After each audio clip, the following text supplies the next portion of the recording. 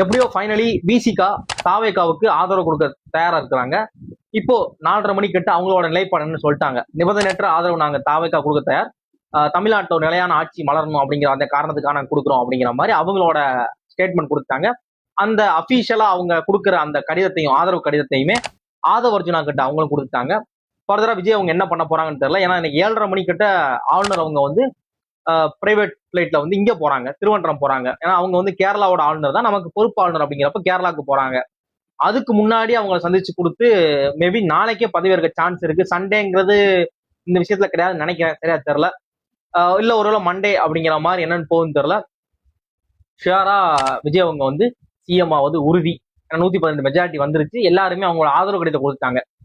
ஆதரவு அப்படிங்கிற மாதிரி சொன்னாங்க, அப்புறம் இல்லைன்னு சொல்லி நாங்க நிலைப்பாட்டுல இருந்து இது இல்லை, நாங்க இன்னும் கன்ஃபார்ம் பண்ணல அப்படிங்கிற மாதிரி மாத்தி மாத்தி பண்ணிக்கிட்டு இருந்தாங்களே.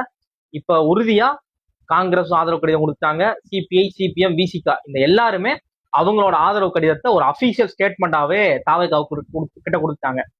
இப்ப விஜய் அவர்கள் வந்து ஆளுநர் கிட்ட காமிச்சு, ஆளுநர் அவங்க வந்து விஜய் அவங்களை வந்து பதவி ஏற்கிறது ஒண்ணுதான் பாக்கி.